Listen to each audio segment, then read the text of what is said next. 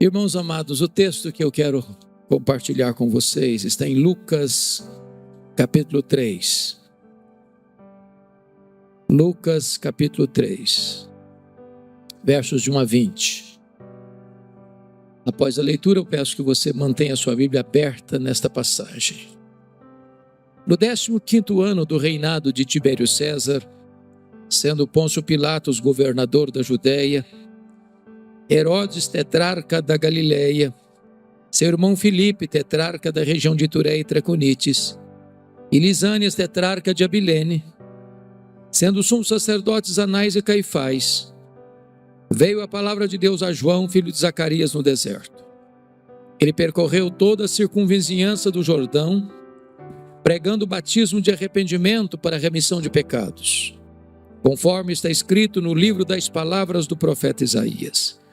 Voz do que clama no deserto, preparai o caminho do Senhor, endireitai as suas veredas.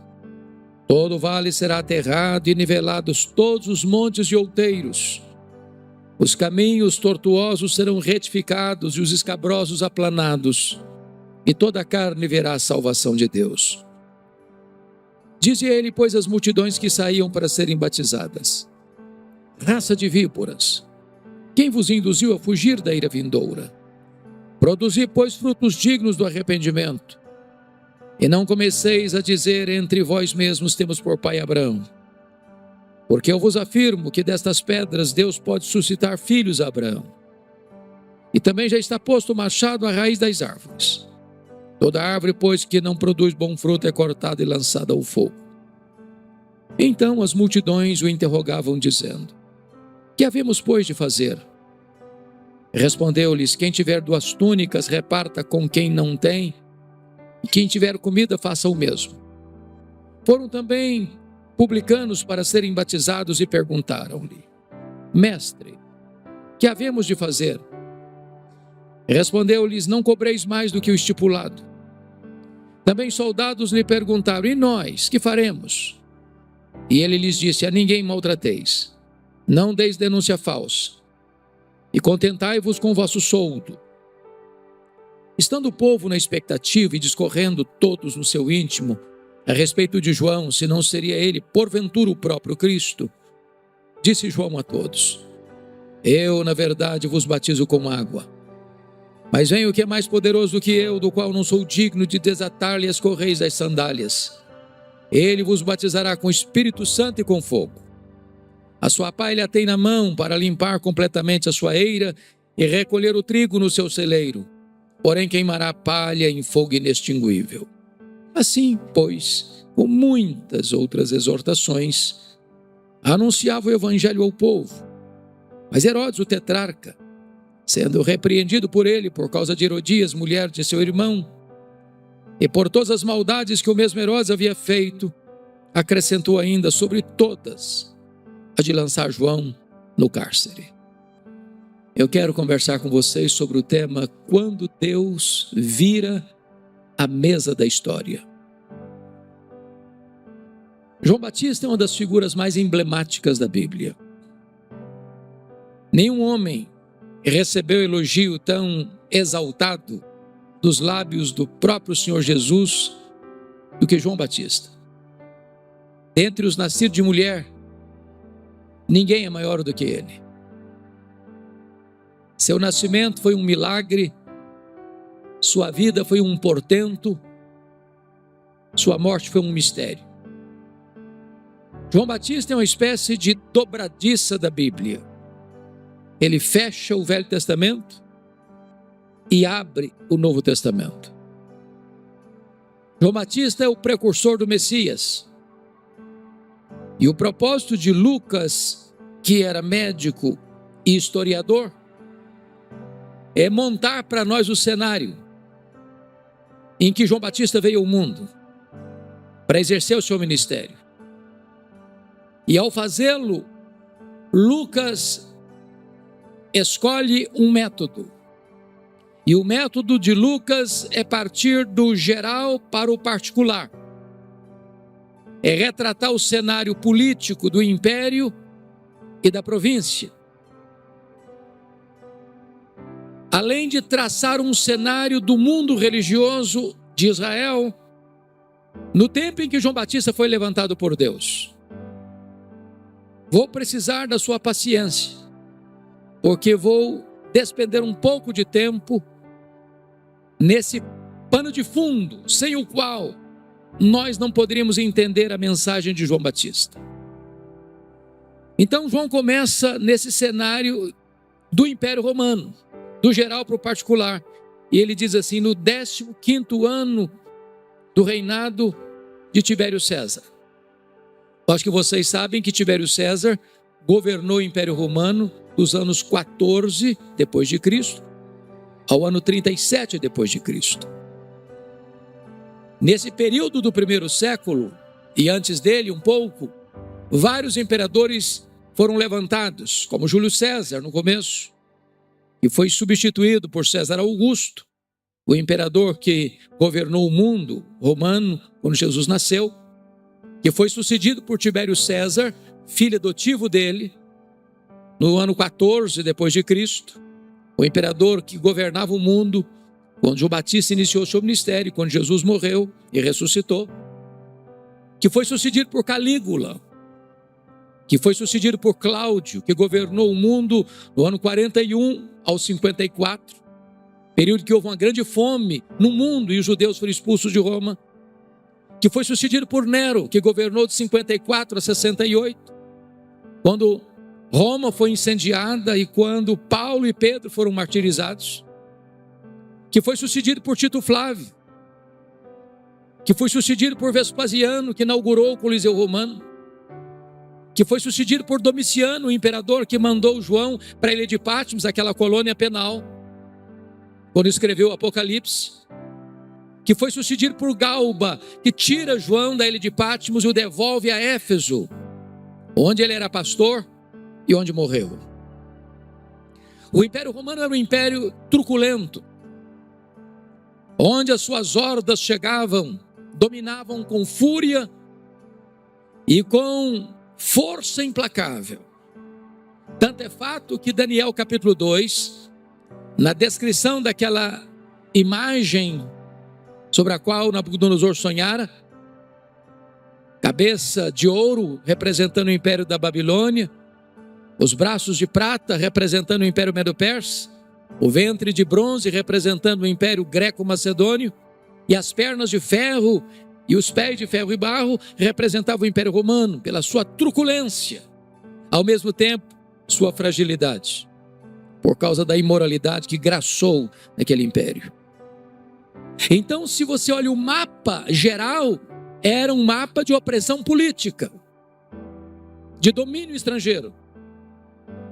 Mas agora vamos chegar para a província de Israel, e há uma informação complexa de entender aí, quando está escrito, sendo Pôncio Pilatos governador da Judéia. E em seguida, a menção de 3 tetrarcas da família herodiana. E a grande pergunta é, por que Pôncio Pilatos está aqui, se ele não é da família herodiana? Se ele é um governador romano? Como ele caiu de paraquedas aqui? Pois bem, para explicar isso é muito importante entender o cenário geral. Então vamos retroceder um pouco para compreendermos esse cenário. Vocês se lembram que quando o Antigo Testamento encerra, quem governa o mundo é o Império Medo-Persa. Quando Israel foi levado para o cativeiro na Babilônia, a Babilônia governava. Mas quando Israel retorna, já é um outro império que governa, o Império Medo-Persa. Esse império caiu nas mãos do Império Greco-Macedônio, Filipe da Macedônia, Alexandre o Grande, que espalha a cultura helênica, a cultura grega, e espalha também uma língua universal, era o inglês de hoje, a língua grega. Porque Alexandre o Grande não tinha herdeiro para o trono, quando ele morre, o seu grande império é dividido entre 4 grandes generais. É nesse período que nós temos a tradução do Velho Testamento para o grego, chamada Septuaginta. Israel ficou ora sob o governo dos Ptolomeus do Egito, do general Ptolomeu, ora sob o governo dos Seleucidas da Síria. Foi nesse período do governo da Síria em Israel que Antíoco Epifânio profana o templo, sacrificando um suíno no altar. O que desemboca na guerra chamada Guerra dos Macabeus. Judas Macabeu, Matatias Macabeu, e esta família Asmoneia, a família Macabeia, ganha essa guerra e liberta Israel do poder dos Seleucidas, formando então um governo independente da família Asmoneia. Porém, no ano 63 a.C., Pompeu domina Israel, e Israel então é agregado ao grande Império Romano, e Roma passa a dominar o território de Israel a partir do ano 63 a.C., nomeando Antípater como rei sobre todo o território de Israel. Com a morte de Antípater, quem assume o governo e recebe o título pelo imperador romano, César Augusto, e pelo Senado romano, é Herodes o Grande. E aqui nós já vamos entrar em personagens mais conhecidos por nós. Pois bem, vale destacar, irmãos, que quando você fala em Herodes é difícil às vezes entender, porque você tem 4 Herodes no Novo Testamento. Primeiro, Herodes o Grande, foi o que mandou matar as crianças de Belém. Depois você tem esse Herodes aqui, Herodes Antipas, o que mandou matar João Batista. Depois você tem o Herodes Agripa I, que mandou matar o apóstolo Tiago em Jerusalém, Atos 12. Depois você tem o Herodes Agripa II, lá em Atos 26, aquele que disse para Paulo em Cesareia: por pouco me persuades, mas fazer um cristão. Eu estou fazendo essa retrospectiva para explicar para vocês como é que esse camarada aparece aqui, Pôncio Pilatos. Herodes o Grande era um grande construtor, um grande empreendedor. Para vocês terem uma ideia, tudo que tinha grande em Israel foi ele que fez. Foi ele que ampliou e embelezou o templo de Jerusalém, transformando-o maior e mais belo do que o templo de Salomão. Foi ele quem construiu o porto de Cesareia, abrindo o comércio para o mundo e facilitando as viagens missionárias. Foi ele quem construiu a fortaleza de Massada, às margens do Mar Morto, para onde fugiram 3.000 judeus, quando no ano 70 Jerusalém foi tomada pelos romanos. Foi ele quem construiu a fortaleza da Antônia, onde Jesus foi julgado em Jerusalém. Porém, esse homem tinha um grave problema. Ele era truculento demais, medroso demais de perder o poder, capaz de fazer qualquer atrocidade para não perder o poder. Me permita clarear um pouco mais. Herodes I casou-se 9 vezes. Logo que ele assume o poder, ele manda matar mais da metade do sinédrio judaico, que era composto de 71 membros, e o sumo sacerdote, o presidente do sinédrio, para dizer: aqui quem manda sou eu. Este homem, tendo 9 casamentos, uma esposa era chamada a esposa preferida, Mariana, da nobreza. Quando ele se casa com ela, ele manda matar os parentes da esposa preferida, porque eram da nobreza e ele tinha medo que eles concorressem com ele. Antes desse fato, a sua sogra Alexandra pede a ele para nomear Estóbulo, um menino de 17 anos, como sumo sacerdote, e ele o faz, porque o sacerdote estava corrompido. E ele vai bem, e ele fica com ciúmes e manda matar Estóbulo. Dona Alexandra, sua sogra, com medo dele, foge para o Egito, e ele manda seus emissários no Egito e mata a sogra lá no Egito. Depois dessa matança, César Augusto o convoca a Roma para lhe dar uma descompostura, dizendo o seguinte: é melhor ser filho de um porco do que ser filho de Herodes. Antes dele viajar para Roma, com medo da sua mulher, cuja família estava sendo assassinada por ele, Mariana, ele mata a esposa preferida, Mariana, antes de viajar. Quando ele retorna de Roma, ele manda 2 filhos dele estudar em Roma. Salomé, sua irmã, pior do que ele, diz: quando seus filhos voltarem, estarão mais aptos para governar do que você. Ele não titubeou, mandou matar os 2 filhos.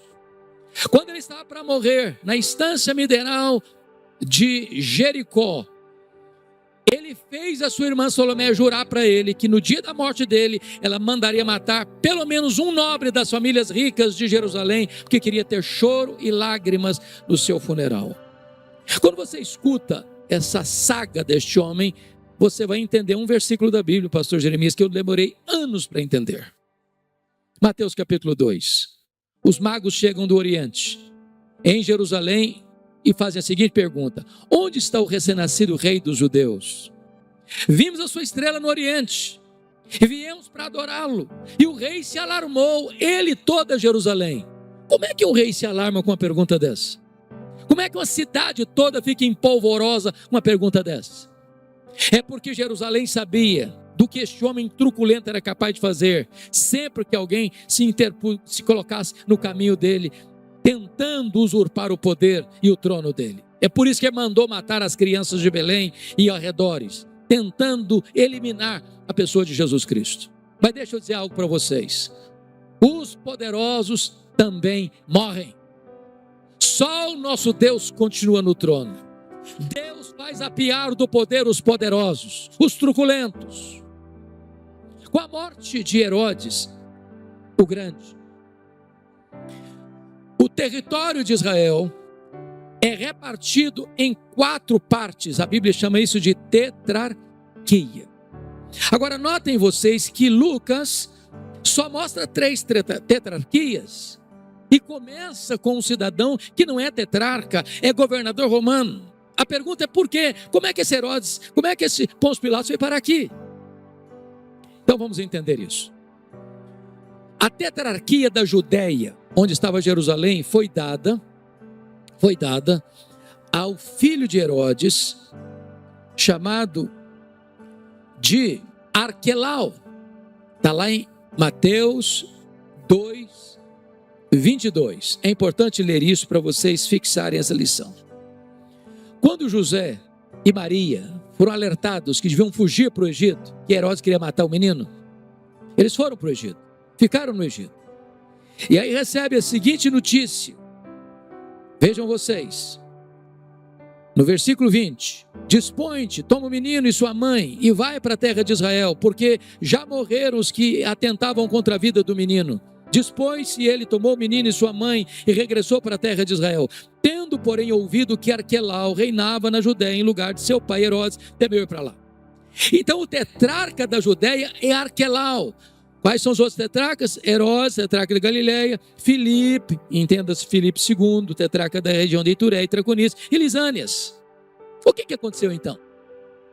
O Arquelau, ao assumir a tetrarquia da Judéia, foi tão mau, tão violento, tão cruel, tão perverso, que os próprios judeus pediram para Roma: tira esse homem daqui, tira esse homem daqui, tira esse homem daqui, bota aqui um governador romano. Preste atenção, todo o território de Israel estava governado por esta família herodiana, por essa família edomita, descendente de Esaú. Os próprios judeus pediram para Roma tirar o Arquelau de lá. O que Roma fez? Aproveitou a oportunidade, sacou do poder e introduz, bota o pé dentro de Jerusalém e nomeia um governador romano para governar a Judéia.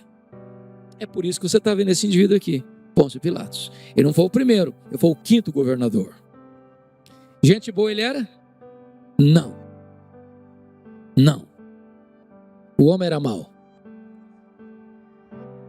A pessoa achar alguém bom nesse versículo está difícil, né? O camarada era tão mau que a Bíblia diz que quando os galileus vieram em Jerusalém para adorar, ele mandou matar os galileus e misturar o sangue deles com seus sacrifícios. Se você olhar o restante do time, filhos de Herodes, Antipas, Filipe e Lisânias, todos eles maus, perversos, violentos. O que Lucas quer mostrar para nós? Que o cenário político do império estava mal, que o cenário político da província estava pior ainda. Mas talvez você pergunte assim: bom, quem sabe o cenário religioso vai dar uma melhorada. Dá uma olhadinha no versículo 2. Sendo os sumos sacerdotes Anás e Caifás. O que você achou de estranho aqui? Só tinha um sumo sacerdote. Agora tem 2. Para vocês terem uma ideia, meus amados irmãos, do ano 37 a.C. ao ano 26 depois de Cristo, aconteceram ou tiveram 28 sumos sacerdotes em Jerusalém. Sabe o que está acontecendo aqui? O cargo eclesiástico mais alto da religião judaica era vendido a preço de ouro. A religião estava capitulada à apostasia e à corrupção. O Anás é o sogro, o Caifás é o genro. O Anás já tinha sido deposto, mas por ser muito influente, ele ainda estava nos bastidores. Era o sumo sacerdote de fato, enquanto o genro era o sacerdote, sumo sacerdote de direito. Quando Jesus foi examinado na época do seu julgamento, mandaram-no para Anás, mas na hora de dar a canetada para enviá-lo ao governador, foi Caifás quem mandou. Ou seja, se a política está péssima, profundamente corrompida e na violência, o mundo religioso está completamente rendido à corrupção e à apostasia. Você pergunta assim, tem esperança? Você olha para o mundo hoje e pergunta, tem esperança? Você olha para o Brasil hoje e pergunta, tem esperança? E eu quero dizer para você que quando tudo parece perdido, quando o cenário está cinzento demais, Deus entra na história, Deus intervém na história, Deus muda e vira a mesa da história, Deus muda o placar do jogo. Porque é nesse contexto que diz a Escritura, veio a palavra de Deus a João, filho de Zacarias, no deserto. Notem vocês que a palavra de Deus não veio a Tibério César em Roma, a palavra de Deus não veio a Pôncio Pilatos em Cesareia, a palavra de Deus não veio a Anás e Caifás em Jerusalém, a palavra de Deus não veio a Herodes Antipas na Galileia, a palavra de Deus veio a João, filho de Zacarias, no deserto, um homem estranho, vestindo roupa estranha, comendo comida estranha, pregando lugar estranho, mas onde a palavra de Deus chega, não importa se numa grande metrópole, não importa se numa cidade pequena, não importa se numa região rural, não importa se numa grande catedral, não importa se num templo de chão batido, não importa se num deserto, as multidões se ajuntam para ouvir a palavra de Deus. Como é que esse homem realiza o seu ministério? Confira comigo o versículo 3. Está escrito o seguinte: ele percorreu toda a circunvizinhança do Jordão. Meus irmãos, aqui tem uma metodologia missionária. Leia os profetas, leia sobre João Batista, leia sobre Jesus, leia sobre os apóstolos, e todos eles pregaram portões para fora. Foram lá fora onde as pessoas estavam. Hoje nós queremos que as pessoas venham cá dentro onde nós estamos. Eles gastaram as solas dos sapatos e nós estamos gastando os assentos dos nossos bancos. A agenda da igreja sempre foi centrífuga para fora. Hoje nós estamos transformando a agenda da igreja em centrípeta para dentro. Mas tem 400 anos que ninguém ouve a palavra de Deus. Tem templo, tem música, tem sacrifícios, tem festas, mas não tem palavra de Deus. Depois de 400 anos de silêncio profético, levanta-se um homem, e o que é que ele prega? Versículo 3, batismo de arrependimento para remissão de pecados. A gente podia dizer, ô João, meu filho, tem 400 anos que esse povo não está acostumado com Bíblia. Então, já que você vai pregar, você tem que começar leve, mais light. Prega uma mensagem mais palatável, mais politicamente correta. Mas João Batista não era um profeta da conveniência. João Batista não era um alfaiate do efêmero. João Batista era o escultor do eterno. João Batista não prega para agradar seu auditório. Ele prega para levar o seu auditório ao arrependimento e à salvação. O que ele está dizendo é que não tem perdão de pecados onde não tem arrependimento. Onde não tem mudança de mente, de coração, de vida, não tem salvação. Agora vejam vocês, meus amados, que você ainda faz outra pergunta ao texto. Bom, de onde ele tirou essa mensagem? Depois de 400 anos. Ele inventou essa mensagem? Ele criou essa mensagem? Ele é a fonte dessa mensagem? E o versículo 4 responde para nós. Pegou o batismo de arrependimento conforme está escrito nas palavras do profeta Isaías. Ou seja, depois de 400 anos, quando o primeiro pregador se levanta, ele levanta e abre a Bíblia. Ele levanta e volta para a Escritura. Ele levanta e expõe a Escritura. Em outras palavras, meus irmãos, o pregador não cria mensagem, ele entrega a mensagem. Ele não é dono da mensagem, ele é servo da mensagem. Ele não é a fonte da mensagem, ele é apenas o porta-voz da mensagem. Em outras palavras, meus irmãos, Deus não tem nenhum compromisso com a palavra do pregador. Deus tem compromisso com a sua palavra. A promessa de que não volta vazia não é a palavra do pregador, é a palavra do Deus vivo. Agora vejam vocês que João Batista nos é apresentado como engenheiro de trânsito do reino de Deus. Porque está escrito o seguinte aí, no versículo de número 4: Voz do que clama no deserto, preparai o caminho do Senhor e endireitai as suas veredas. Qual o pano de fundo disso aqui? Os grandes impérios do passado, seja o egípcio, o assírio, o babilônico, o medo-persa, o greco-macedônio, o romano, quando o imperador ou o rei ia visitar províncias longínquas, não tendo estradas adequadas para a comitiva real passar, ele mandava os seus engenheiros de trânsito à frente para abrir estradas. João Batista é esse engenheiro de trânsito que vai preparar o caminho para o Messias chegar, para o Messias passar, para o Salvador chegar e ter acesso. E ele não está falando de estrada, ele não está falando de topografia, ele está falando do seu, do meu, do nosso coração. Penso eu que aqui está o que nós chamamos de avivamento espiritual. Pastor Jeremias e eu, juntamente com uma grande comitiva de pastores e líderes brasileiros, visitamos a missão Quacisabanta em 1991, quando houve um grande avivamento espiritual em 1966. Visitamos ali um templo para 15 mil pessoas, numa fazenda, com 3 cultos por dia, com caravanas do mundo inteiro indo para lá, vendo o que Deus estava fazendo. Cegos viram, tetraplégicos andaram, mortos ressuscitaram. Perguntamos ao pastor Erlo, quando ele esteve aqui no Brasil, aliás, aqui na 8ª, não foi isso? Pastor Erlo, o que é avivamento? E a resposta dele para nós foi esta: avivamento é preparar o caminho do Senhor para que ele se manifeste. E para que o Senhor se manifeste, irmãos, 4 coisas precisam acontecer na nossa vida. A primeira delas, está aí, confira comigo o versículo 5. Todo vale será aterrado. O que é um vale? É uma depressão. É um lugar escuro. Trata-se das áreas sombrias e tenebrosas da nossa alma. Aquelas áreas que estão debaixo de sombras. Esses lugares depressivos e profundos, essas cavernas da nossa alma precisam ser aterrados.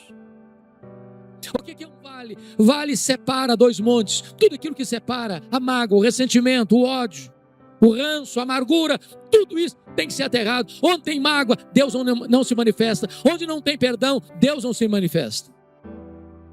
Ele diz: os montes de outeiros, todos os montes de outeiros serão aplanados. O que é monte? Fala de quê? Primeiro, de incredulidade. Jesus não fez milagres em Nazaré por causa da incredulidade do povo. Onde o povo não crê, Deus deixa de operar as maravilhas. O que é monte? Monte fala de soberba, de altivez, de orgulho. Onde tem vaidade, onde tem soberba, onde tem orgulho, Deus não se manifesta. Porque Deus resiste ao soberbo, mas dá graça aos humildes. Todo caminho torto será retificado. O que é caminho torto? É vida dupla, é hipocrisia. Essa é uma coisa aqui, outra ali, outra acolá. É máscara, é capuz, é fachada, é aparência, é apenas propaganda. Enquanto esses caminhos tortos não forem alinhados com a vontade de Deus, o Senhor não se manifesta. E ele termina em 4º lugar: todo caminho escabroso será aplanado. E o que é escabroso? A palavra escabroso significa fora do lugar. O que está fora do lugar na nossa vida? Nossa vida emocional, nossa vida sexual, nossa vida financeira, nossa vida devocional, nossa vida conjugal, nossos relacionamentos. O que está fora do lugar? É preciso alinhar essas coisas para que Deus então se manifeste. E qual o resultado dessas transformações profundas? É um grande avivamento do versículo 6. E toda a carne verá a salvação de Deus. Louvado seja o Senhor. A palavra de Deus produz mudança, e mudança radical. Mas você ainda pode fazer uma outra pergunta ao texto. Essas multidões que estão lá ouvindo João Batista, como é que nós podemos categorizá-las? Por favor, confira comigo. Versículos 7 e 10 fala de multidões no plural. Por que no plural? Se você ler o contexto de Mateus 3, Lucas 3, Marcos 1, toda a circunvizinhança do Jordão estava lá. Toda a província da Judéia estava lá. Toda Jerusalém estava lá no deserto. Mas tinha quem mais lá? Versículo 12, publicanos. Tinha mais lá, versículo 14, soldados. Por que eu estou querendo destacar isso aqui? Eu tenho lido, pastor Jeremias, sobre alguns estudiosos da área de crescimento da igreja. E alguns estudiosos dizem assim, ó, você quer uma igreja relevante? Você quer plantar uma igreja relevante? Você tem que plantar uma igreja homogênea. Então eu quero plantar uma igreja para alcançar a classe média alta. Vou plantar uma igreja do lado de um grande condomínio de casas ou apartamentos luxuosos. Uma igreja que vai ter recursos para investir. Mas não, eu quero plantar uma igreja para alcançar a elite intelectual. Vou plantar uma igreja do lado de um grande centro universitário, de uma grande universidade. Mas não, eu vou plantar uma igreja para alcançar a classe pobre. Eu vou fazer opção pelos pobres, no bairro mais carente da cidade. Sabe o que eu encontro na Bíblia? Zero disso. Zero. Irmãos, a igreja de Deus é o único lugar do mundo onde o homem mais rico se assenta do lado do homem mais pobre e eles são absolutamente iguais. A igreja de Deus é o único lugar do mundo onde o maior empresário da cidade, sendo um diácono da igreja, ele carrega a cadeira nas costas para o pedreiro sentar e sentar com honra. Na igreja de Deus não tem nada disso. Deus não vê o homem como o homem vê. Deus não olha a cor da pele. Deus não olha a conta bancária. Deus não olha os diplomas da parede. Deus não tem opção nem por esse nem por aquele. Deus ama todos indistintamente e sem exceção. E a igreja é esse mosaico maravilhoso de gente grande, de gente pequena, de gente rica, de gente pobre, de gente culta, de gente analfabeta. Mas todos nós somos um só corpo, uma só família, um só rebanho, a igreja do Deus vivo. Louvado seja o Senhor.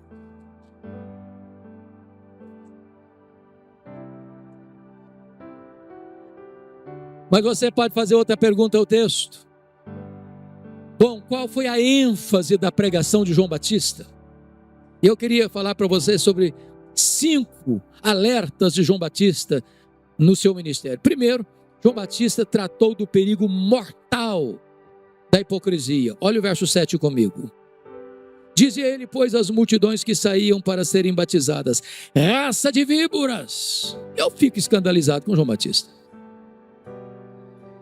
Meus irmãos, tem 400 anos que ninguém escuta sermão. Aí o cara se levanta para pregar e chamou o auditório dele de raça de víboras. Que indelicadeza, que falta de polidez, que insensibilidade. Se o pastor Jeremias fizesse isso aqui aos domingos, eu não sei o que aconteceria, mas talvez o auditório ficaria bem vazio.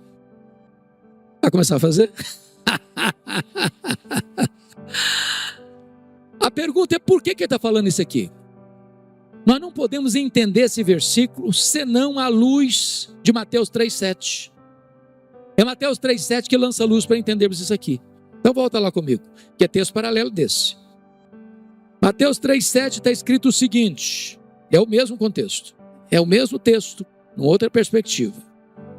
Vendo João Batista, porém, que muitos fariseus e saduceus vinham ao batismo, disse-lhes: raça de víboras.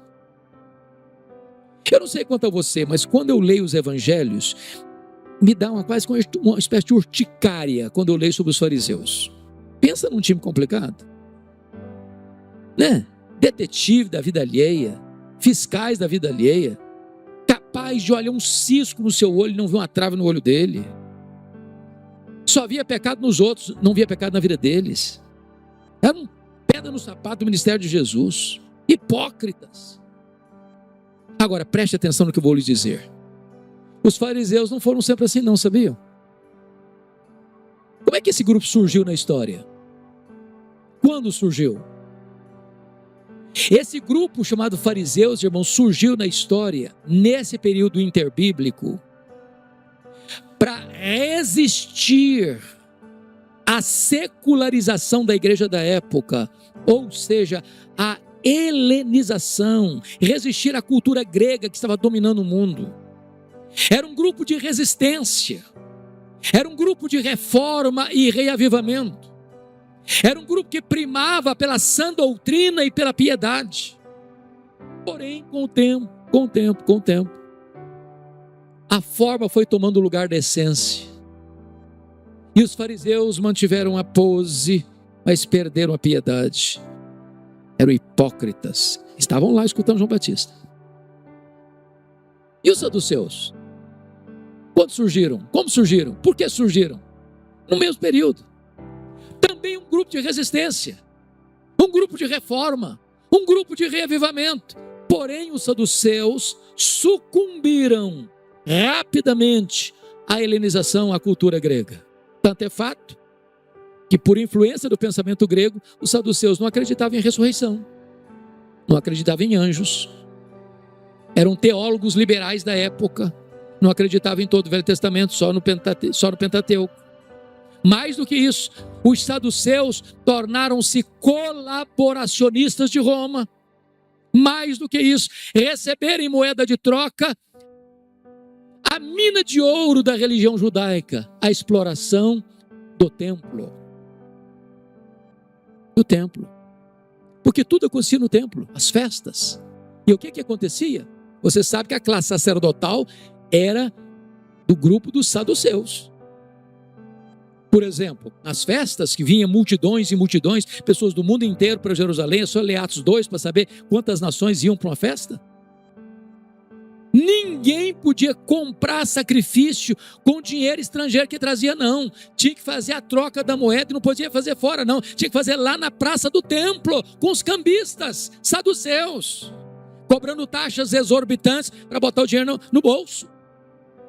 Ninguém podia trazer um sacrifício de casa, nem um cordeiro, nem uma pomba, nem uma rola. Tinha que comprar lá na praça do templo. A praça do templo estava cheia de mesa de cambista, cheia de currais de ovelhas, cheia de gaiolas de pombas e rolas. Tinha que comprar lá por preços exorbitantes para eles embalsarem a grana.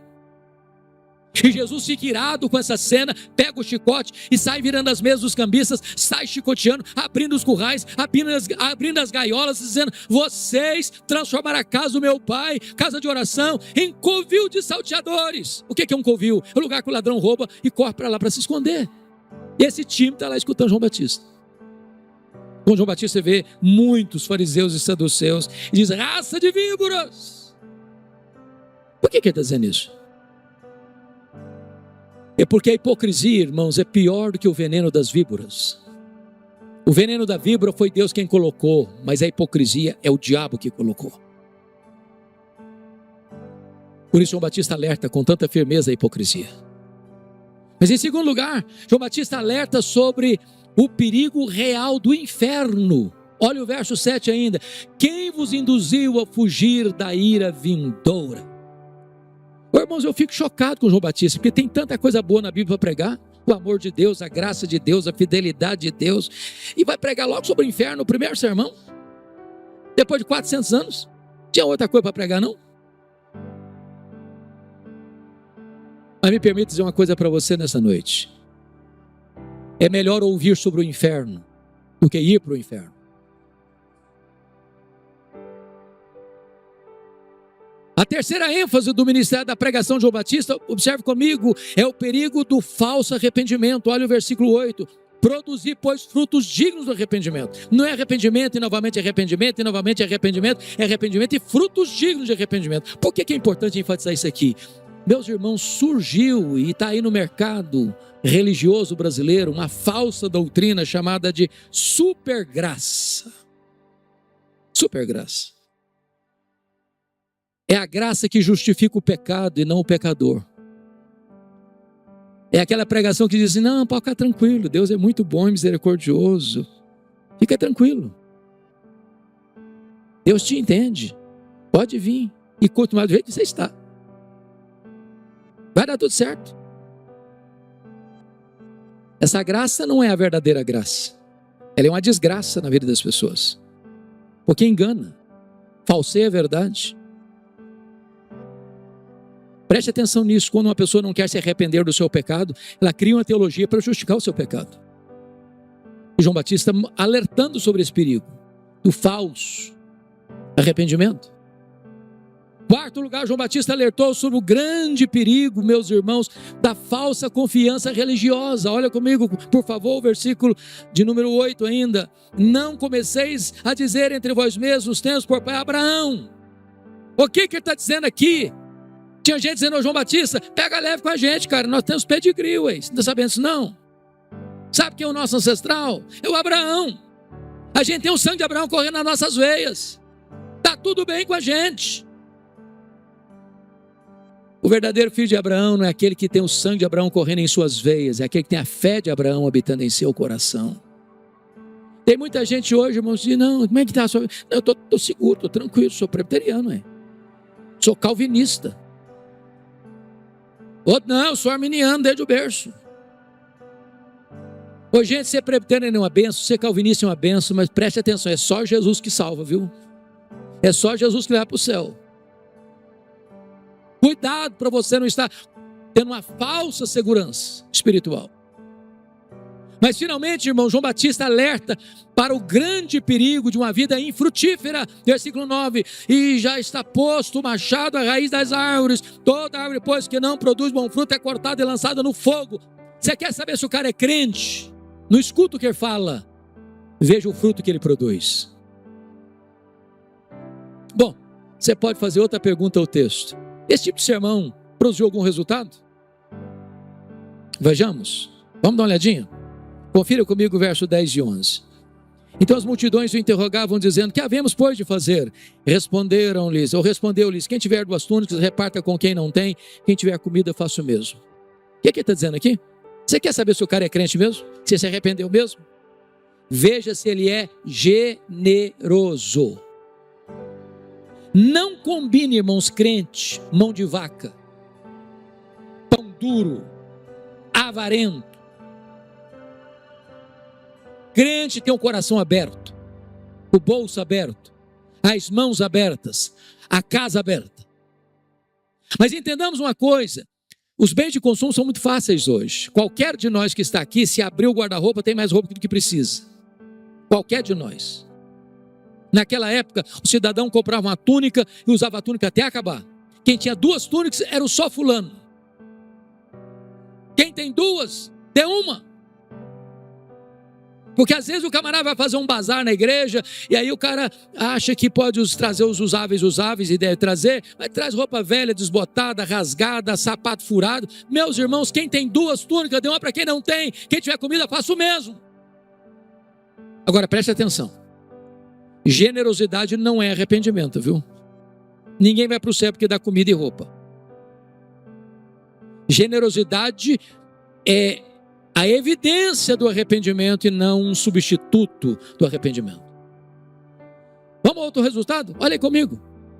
Versículos 12 e 13. Também foram os publicanos para serem batizados e perguntaram-lhe, mestre, que havíamos de fazer? Respondeu-lhes, não cobreis mais do que o estipulado. O que está acontecendo aqui?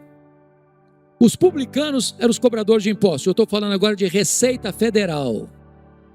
Quer dizer para você que o leão está de olho em você. Só que naquela época, o Império Romano não tinha toda a estrutura de controle, como se tem hoje. Então o que Roma fazia para recolher os tributos e os impostos? Fazia concessão. Então você recebia concessão para recolher impostos numa determinada região, com o compromisso de repassar para os cofres de Roma o valor devido, mas Roma não estava nem aí se você cobrasse muito mais e embolsasse a grana. E esse time está lá escutando João Batista. Era a classe mais odiada em Israel. Explorava o povo, já sofrido. E nós, mestre, vamos fazer o quê? João Batista respondeu assim: não cobreis mais do que o estipulado. Você quer saber se um cara é crente mesmo? É se ele é íntegro nos seus negócios. Você não passa a perna nos outros. Você não se aproveita da miséria do outro para explorá-la ainda mais. Você quer saber se o cara é crente mesmo? Veja se ele é uma pessoa confiável, se ele não dá cheque sem fundo, se ele não faz dívida com a intenção de não pagar. Irmãos, o que tem de crente enrolado hoje é uma coisa impressionante. A igreja brasileira precisa de um choque ético. O evangelho transforma o caráter, transforma a vida, transforma a família, transforma os negócios, transforma a vida financeira, transforma a sociedade. Veja o verso 14. Olha aí. Também os soldados lhe perguntaram: e nós, que faremos? E eles disseram: a ninguém maltrateis, não deis denúncia falsa, contentai-vos com o vosso soldo. O que está acontecendo aqui? Vamos entender. Os romanos, os soldados eram funcionários públicos de Roma, num território dominado por Roma.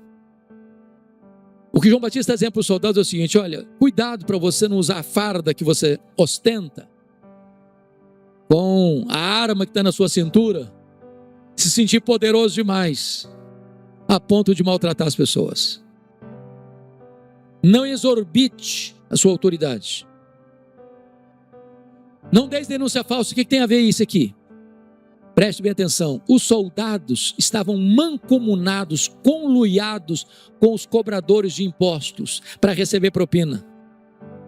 Então vou ilustrar isso. Chegava o coletor de impostos, o publicano na casa do Sr. José.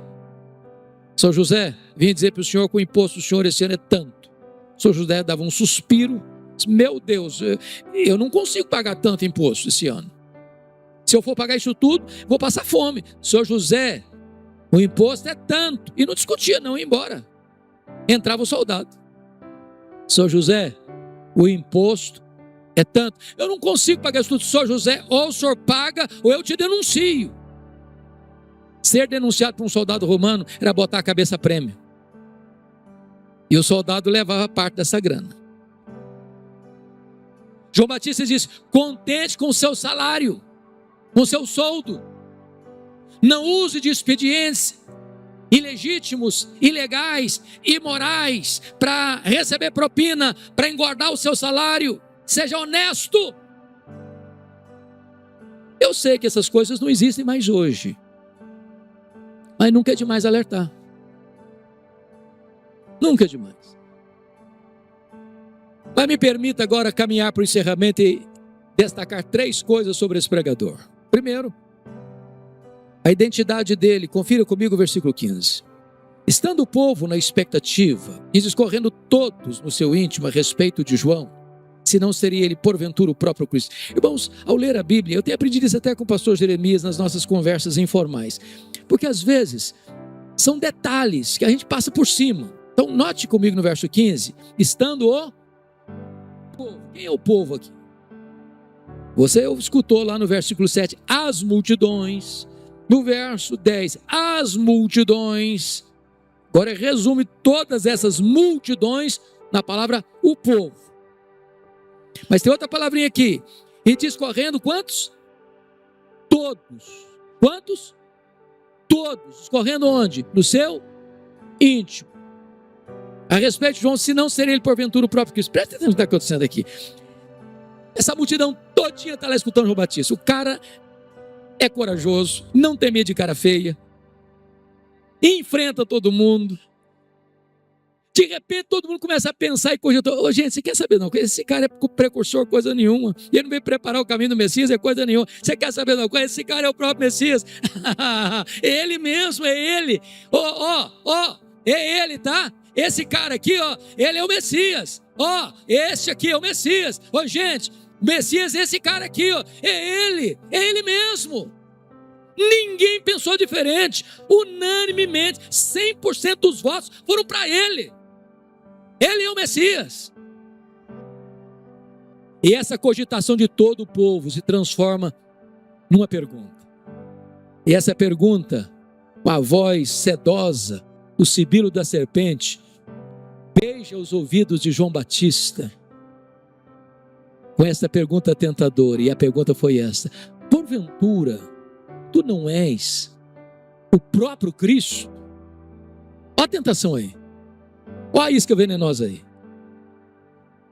Se João Batista tivesse engolido aquela isca venenosa, ele podia pensar assim: bom, pensando bem, eu acho que eu sou um fenômeno. Tem 400 anos que nunca ninguém fez isso que eu estou fazendo. Aliás, se eu me declarar Messias aqui, o povo já tem do meu lado. Mas ele não engoliu a isca venenosa, não. Ele foi categórico: eu não sou o Messias. Eu vim preparar o caminho do Messias. Eu não sou o verbo, eu sou apenas uma voz que clama no deserto. Eu não sou a luz, eu aponto para Jesus e digo: este é a verdadeira luz que vinda ao mundo e ilumina todo homem. Eu não sou o cordeiro, eu aponto para Jesus e digo: este é o cordeiro de Deus que tira o pecado do mundo. Eu não sou o noivo, eu sou apenas um amigo do noivo. Eu batizo com água, mas aquele que vem depois de mim é mais poderoso que eu, e ele vos batizará com o Espírito Santo e com fogo. Eu não sou digno sequer de me curvar, desatar as correias das suas sandálias. Eu tenho um lema de vida: convém que ele cresça e que eu diminua. Ele não quer jamais roubar a glória que só pertence a Jesus. A segunda coisa que me marca nesse homem é a consciência da sua limitação. Olha o versículo 16: eu batizo com água, mas aquele que vem depois de mim é mais poderoso do que eu, e ele vos batizará com o Espírito Santo e com fogo. E notemos isso aqui, irmãos: todo pregador é limitado. Nós só podemos pregar aos ouvidos. Só o Espírito Santo pode falar ao coração. Nós, pastores, podemos ministrar os sacramentos. Não importa se você vai batizar, se por imersão, efusão ou aspersão. Você só pode lidar com o símbolo, que é a água, mas você não tem o poder de batizar com o Espírito Santo. Só Jesus pode batizar com o Espírito Santo. Nós, pastores, podemos pegar o pão, partir o pão e entregar o vinho, e entregar o cálice. Nós só podemos administrar os elementos, mas nós não temos poder para aplicar essas verdades no coração. O pregador é absolutamente limitado, mas ele prega o evangelho, que é o poder de Deus. Ele prega o Cristo todo-poderoso, mas o vaso é de barro. A excelência não está no vaso, está no conteúdo do vaso, a mensagem do evangelho. Mas finalmente, terminando, esse pregador tem uma terceira característica: ele é corajoso. Olha o verso 19 e 20 comigo. Olha aí. Mas Herodes o tetrarca, sendo repreendido por ele por causa de Herodias, mulher de seu irmão, e por todas as maldades que o mesmo Herodes havia feito, acrescentou ainda sobre todas as de lançar João no cárcere. Vamos entender isso aqui. Eu disse para vocês no começo que Herodes o Grande, o pai desse aqui, casou-se 9 vezes, formando o que nós chamaríamos hoje de uma família disfuncional. Aqui que nós chamamos de meio-irmãos. Um único pai, várias mães, em graça com a mulher do seu irmão, chamada Herodias. Quem era Herodias? Filha de Aristóbulo. Quem era Aristóbulo? Filho de Herodes o Grande. Portanto, Herodias era não só mulher do irmão de Herodes Antipas, mas era a sobrinha dele. De tal forma que o pecado de Herodes foi não só pecado de adultério, mas também pecado de incesto. E aí Herodias disse para Herodes assim: olha, se você me prometer que vai se divorciar da sua mulher, a filha do rei Aretas, eu me caso com você, eu abandono seu irmão, vou embora de Roma com você para Galileia. Herodes topou. E um dia, o Herodes Antipas desembarca na Galileia com a Herodias a tiracolo. O João Batista vê a cena e não amoleceu. Botou o dedo na cara do rei e disse: não te é lícito possuir a mulher do teu irmão. Ele sabia que estava mexendo num vespeiro, num ninho de cobra. Eu fico imaginando, se nós pastores fôssemos lidar com pecados particulares dos grandes da nossa nação, o que aconteceria conosco? Talvez não teríamos vida fácil. Foi odiado. Foi preso por causa disso. Preso aonde? na masmorra de Maquerós. Sabe onde fica Maquerós? Do lado do Mar Morto, temperatura média 45 a 50 graus. De vez em quando Herodes ia lá para escutá-lo, até gostava de ouvi-lo. Mas sabe o que assunto João Batista falava com ele? Juízo final. E o cara saiu de lá mais desesperado ainda. Até o dia que eu vou a uma festa no palácio de Herodes, aniversário dele, e a filha de Herodias dançou desenvoltamente diante dele, já chapado, bêbado, fez uma promessa inconsequente para a menina. E a menina pergunta para a mãe: ô mãe, o que é que eu peço? Ela diz: peça a cabeça de João Batista, numa bandeja, um prato. Agora imagine vocês, o carrasco, saindo da Galileia, indo lá para as margens do Mar Morto, tirando João Batista, o maior homem dentre os nascidos de mulher, precursor do Messias, de dentro da prisão, levando para um local de execução, botando a cabeça dele num cepo e tossando a cabeça dele. E daqui a pouco a cabeça ensanguentada de João Batista entra naquela festa macabra como prêmio da iniquidade, por ordem de um rei bêbado, de uma mulher adúltera, de um adolescente inconsequente. E você sai horrorizado dessa cena. Que tragédia, que fim inglório. Mas eu quero dizer para vocês que João Batista entendia que é melhor estar preso com a consciência livre do que estar solto com a consciência acorrentada pela covardia. João Batista entendeu que é melhor morrer e perder a cabeça do que perder a honra. João Batista nos ensina, irmãos, que por pior que seja o cenário que um dia você tenha que enfrentar por amor a Cristo, aqui neste mundo, saiba disso, o céu indenizará todo o sofrimento. Porque a nossa leve e momentânea tribulação produz para nós eterno peso de glória acima de toda comparação. O que na verdade importa, meus irmãos, não é como um homem morre, é como um homem ressuscita. Pensem comigo, que pai e que mãe, em sã consciência, põe hoje o nome de um filho de Herodes? Só um louco ou um desavisado? Mas João Batista ainda morto, mesmo morto ainda fala. E eu espero em nome de Jesus, que a vida deste homem, o ministério deste homem, a morte deste homem inflame hoje o seu coração. E você possa se levantar na força e no poder do Espírito Santo para não ceder 1 milímetro sequer diante das exigências do reino de Deus. Que o Senhor nos abençoe, que o Senhor nos inflame, que o Senhor nos desperte, que o Senhor nos aqueça nesta noite. Vamos ficar em pé e vamos orar.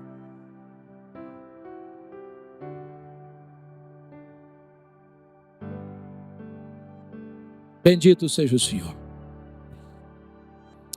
Meu Deus, aqui está a tua igreja, povo lavado e remido no sangue do Cordeiro. Te damos graças, Deus, porque um dia este evangelho bendito que João Batista pregou alcançou a nossa vida, alcançou a nossa casa, alcançou a nossa cidade, alcançou a nossa nação. Meu Deus, nós oramos para que tu nos dês a coragem de João Batista, a ousadia de João Batista, a firmeza de João Batista. Vivemos também dias dificílimos, Senhor. O mundo está gemendo, a nação brasileira está gemendo, mas nós te pedimos em nome de Jesus, traga a tua palavra à tua igreja e dê intrepidez à tua igreja, Senhor, para que ela não se cale, não se acovarde, que ela levante bem alto a sua voz. Não importa o que virá, o que acontecerá, o que sabemos é que o Senhor está no trono, é que o Senhor tem as rédeas da história em tuas mãos e tu hás de conduzir a tua igreja vitoriosamente. Não importa se com lágrimas, não importa se com sangue, não importa se com martírio, a tua igreja é vitoriosa, ela é mais do que vencedora em Cristo Jesus, nosso Senhor. Nós te adoramos, nós te exaltamos, nós glorificamos o teu nome. Neste nome nome, que é sobre todo nome, diante de quem todo joelho vai se dobrar, nos céus, na terra e debaixo da terra, e toda língua vai confessar que Jesus Cristo é Senhor, para a glória de Deus Pai. Aleluia, aleluia, amém e amém. Você já se sentiu preso em uma situação difícil e sem esperança de mudança? O cenário político e religioso da Judéia no tempo de João Batista era exatamente assim. Um ambiente de opressão, corrupção e hipocrisia. Mas mesmo em meio a essa escuridão, Deus interveio trazendo uma mensagem de arrependimento e transformação através de João Batista. Em Lucas, no capítulo 3, versos do 1 ao 20, uma leitura um pouco longa, mas lá você vai constatar que Deus não escolhe momentos de calmaria para agir. Ele muda histórias no meio do caos. Assim como João Batista foi chamado para preparar o caminho para Jesus, Deus também está preparando algo novo para a sua vida, mesmo que ela esteja caótica. João Batista pregava um arrependimento genuíno e frutos de mudança. Não apenas palavras, mas ações concretas de justiça, generosidade e integridade. Essa é a chave para que Deus comece a escrever um novo capítulo na sua história. Quantas vezes nos apegamos a coisas que nos impedem de avançar? Pode ser o orgulho, o medo, até mesmo pecados que não queremos abandonar. Mas a boa notícia é que Deus nos chama ao arrependimento, não para nos condenar, mas para nos transformar. Talvez você esteja enfrentando situações que pareçam impossíveis de serem resolvidas. Lembre-se, Deus é especialista em reviravoltas. Ele é capaz de mudar histórias de fracasso em testemunhos de vitória, assim como também levantou João Batista para proclamar a palavra dele em tempos de dificuldades. Ele também pode usar a sua vida para refletir a sua glória. Hoje é o dia de abrir o seu coração para Deus e permitir que Ele mude a sua história, seja através de um passo de fé, ou de um ato de generosidade ou de decisão corajosa. Confie que Deus está agindo, mesmo que ainda você não tenha visto resultados bem claros. Eu te pergunto, será que você já está pronto para deixar Deus escrever um novo capítulo na sua vida? Deixe aí nos comentários como Ele tem transformado a sua história e como está o seu coração, se ele está aberto ou se ele está fechado para o que Deus tem para fazer. Não se esqueça de se inscrever no canal, tá bom? E ativar as notificações. Espero que você tenha gostado do vídeo. E se você quiser acompanhar mais mensagens, é importante que você faça essas ações.